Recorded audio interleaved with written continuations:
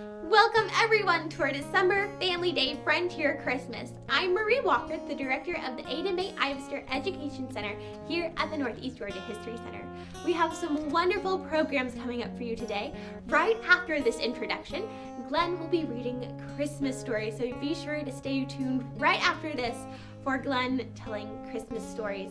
At 2 o'clock, we have Kat Nagar of Atlanta Historic Dance going to be teaching us a dance lesson. I believe she will be teaching us the Cumberland Reel. So be sure to get your dancing shoes on, clear some space on the floor, and be ready to dance the Cumberland Reel. At 3 o'clock, we have a crochet lesson where you will learn how to make a scarf for these cold winter months and also have a chance to win the one that I made. At 4 o'clock, we have holiday trivia coming up, so test your knowledge about winter holidays at Holiday Trivia, and you might be able to win something there too.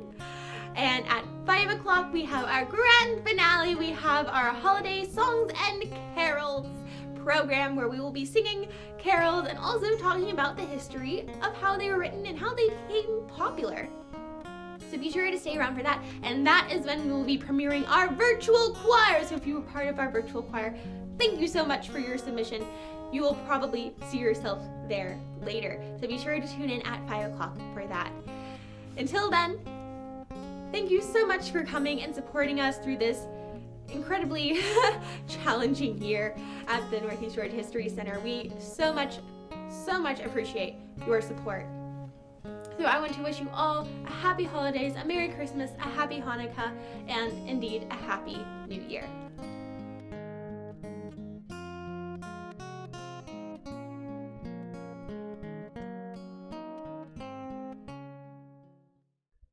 Hello everyone. I wanted to take this opportunity to share with you one of my favorite Christmas stories, and that's saying something. So this is from the Little House series of books by Laura Ingalls Wilder, and it's very impactful because it shows the importance and the centrality of family and friends and togetherness in the frontier spirit. And it, I think, is a lesson that we could certainly learn today in the being very thankful and joyous for the simplicity of a simplistic life that still has more to it oftentimes than anything we can imagine, unfortunately. So I want to read this story to you. It's a short chapter, but it is one of the most memorable stories that I ever remember reading about Christmas. And so they have settled on the prairie. This is a book, A Little House on the Prairie. And they have had an interesting time. They're very isolated on the frontier, and you'll see that Laura and Mary have a lot of the emotions that kids today have now in terms of Christmas, in terms of Santa Claus, and in terms of presents. So I think it's a timeless story. Mr. Edwards meets Santa Claus. The days were short and cold. The wind whistled sharply, but there was no snow. Cold rains were falling. Day after day, the rain fell, pattering on the roof and pouring in the eaves. Mary and Laura stayed close by the fire, sewing their 9-patch quilt blocks, or cutting paper dolls from scraps of wrapping paper, and hearing the wet sound of the rain. Every night was so cold that they expected to see snow the next morning, but in the morning they saw only sad, wet grass. They pressed their noses against the squares of glass in the windows that Pa had made, and they were glad they could see out, but they wished they could see snow. Laura was anxious because Christmas was near, and Santa Claus and his reindeer could not travel without snow. Mary was afraid that, even if it snowed, Santa Claus could not find them so far away in Indian territory. When they asked Ma about this, she said she didn't know either. "What day is it?" they asked her anxiously. "How many more days until Christmas?" And they counted off the days on their fingers until there was only one more left. Rain was still falling that morning. There was not one crack in the gray sky. They felt almost sure there would be no Christmas. Still, they kept hoping. Just before noon, the light changed. The clouds broke and drifted apart, shining white in a clear blue sky. The sun shone, birds sang, and thousands of drops of water sparkled on the grasses. But when Ma opened the door to let in the fresh, cold air, they heard the creek roaring. They had not thought about the creek. Now they knew they would have no Christmas because Santa Claus could not cross that roaring creek. Pa came in bringing a big fat turkey. If it weighed less than 20 pounds, he said, he'd eat it, feathers and all. He asked Laura, "How's that for a Christmas dinner? Think you can manage one of those drumsticks?" She said yes, she could, but she was sober. Then Mary asked him if the creek was going down, and he said no, it's still rising. Ma said it was too bad. She hated to think of Mr. Edwards eating his bachelor cooking all alone on Christmas Day. Mr. Edwards had been asked to eat Christmas dinner with him, but Pa shook his head and said a man who would risk his neck trying to cross that creek now was a fool. "No," he said, "the current's too strong. We'll just have to make up our minds that Edwards won't be here tomorrow." Of course, that meant Santa Claus could not come either. Laura and Mary tried not to mind too much. They watched Ma dress the wild turkey, and it was a very fat turkey. They were lucky little girls to have a good house to live in, and a warm fire to sit by, and such a turkey for their Christmas dinner. Ma said so, and it was true. Ma said it was too bad that Santa Claus couldn't come this year, but they were such good girls that he had not forgotten them and would surely come next year. Still, they were not happy. After supper that night, they washed their hands and faces, buttoned their red flannel nightgowns, tied their nightcap strings, and soberly said their prayers. They lay down in bed and pulled the covers up. It did not seem like Christmas time. Pa and Ma sat silent by the fire. After a while, Ma asked Pa, "Why not play the fiddle?" And he said, "I don't seem to have the heart to, Caroline." After a longer while, Ma suddenly stood up. "I'm going to hang up your stockings, girls," she said. "Maybe something will happen." Laura's heart jumped, but then she thought again of the creek, and she knew nothing could happen. Ma took one of Mary's clean stockings and one of Laura's, and she hung them from the mantel shelf on either side of the fireplace. Laura and Mary watched her over the edge of their bed covers. "Now, go to sleep," Ma said, kissing them goodnight. "Morning will come quicker if you're asleep." She sat down by the fire, and Laura almost went to sleep. She woke up a little when she heard Pa say, "You've only made it worse, Caroline." And she thought she heard Ma say, "No, Charles, there's the white sugar," but perhaps she was dreaming. Then she heard Jack growl savagely. The door latch rattled and someone said, "Ingalls! Ingalls!" Pa was stirring up the fire, and when he opened the door, Laura saw that it was morning. The outdoors was gray. "Great fish hooks, Edwards! Come in, man! What's happened?" Pa said. Laura saw the stockings hanging limply, and she scrooged her eyes shut into the pillow.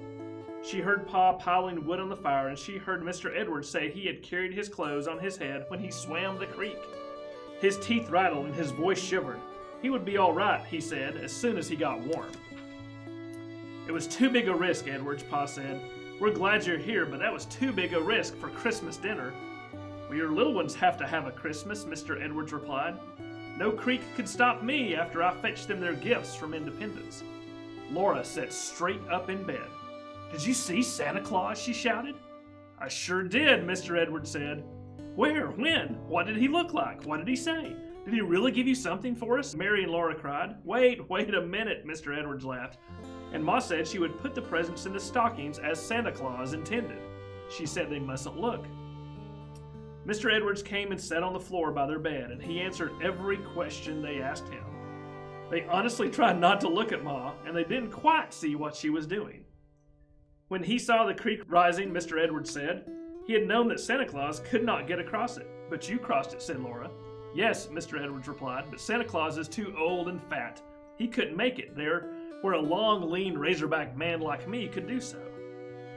And Mr. Edwards reasoned that if Santa Claus couldn't cross the creek, likely he would come no further south than Independence.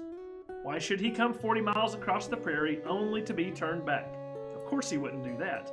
So Mr. Edwards had walked to Independence. "In the rain?" Mary asked Mr. Edwards. "I wore my rubber coat," he said. And there, coming down the street in Independence, he had met Santa Claus. "In the daytime?" Laura asked. She hadn't thought anyone could see Santa Claus in the daytime. "No," Mr. Edwards said, "it was night, but light shone out across the street from the saloons." Well, the first thing Santa Claus said was, "Hello, Edwards." "Did he know you?" Mary asked. And Laura asked, How do you know he was really Santa Claus?" Mr. Edwards said that Santa Claus knew everybody, and he had recognized Santa at once by his whiskers. Santa Claus had the longest, thickest whiskers west of the Mississippi River.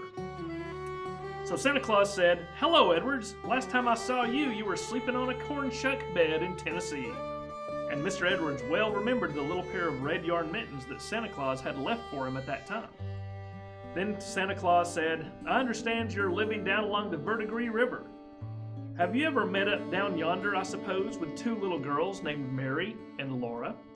"I surely am acquainted with them," Mr. Edwards replied. "It rests heavy on my mind," said Santa Claus.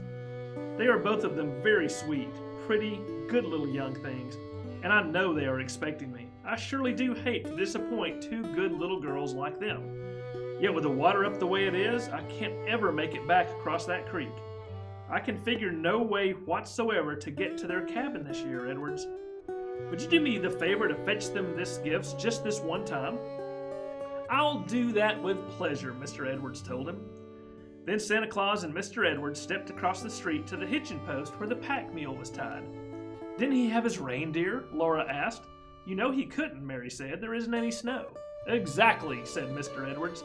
"Santa Claus traveled with a pack mule in the Southwest."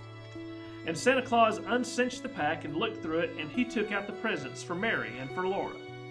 "Oh, what are they?" Laura cried, but Mary asked, "Then what did he do?" Then he shook hands with Mr. Edwards, and he swung up on his fine bay horse. Santa Claus rode well for a man of his weight and build, and he tucked his long white whiskers under his bandana.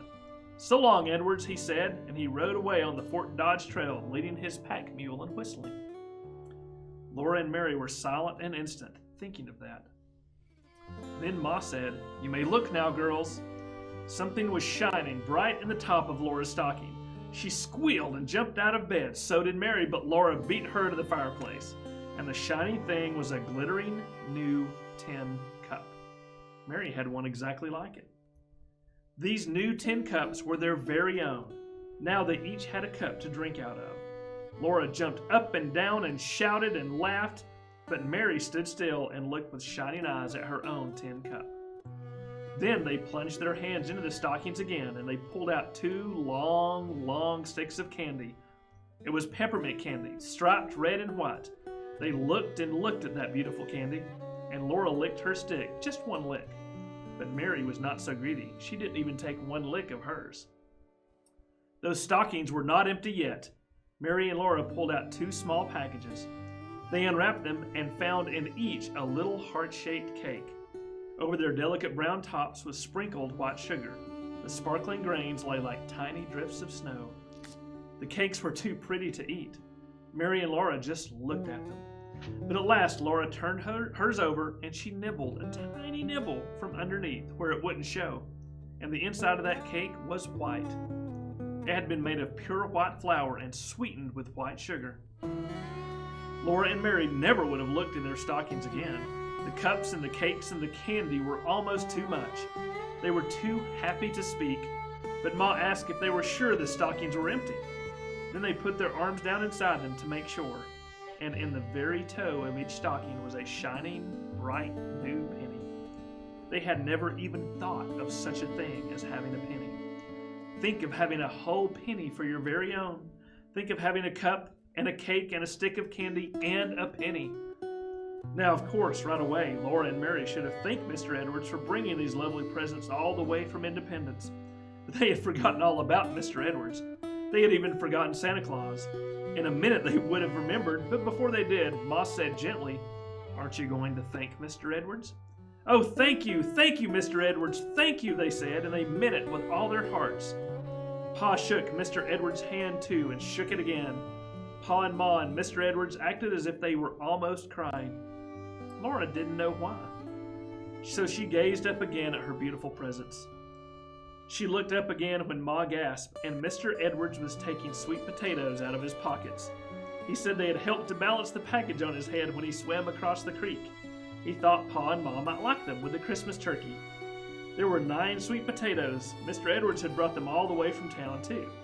It was just too much. Pa said so. "It's too much, Edwards," he said. They could never thank him enough. Mary and Laura were too excited to eat breakfast.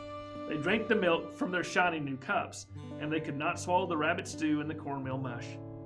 "Don't make them, Charles," Ma said. "It will soon be dinner time." For Christmas dinner, there was the tender, juicy, roasted turkey. There were the sweet potatoes baked in the ashes and carefully wiped so that you could eat the good skins too. There was a loaf of salt-rising bread made from the last of the white flour. And after all that, there were stewed dried blackberries and little cakes. But these little cakes were made with brown sugar, and they did not have white sugar sprinkled over the top.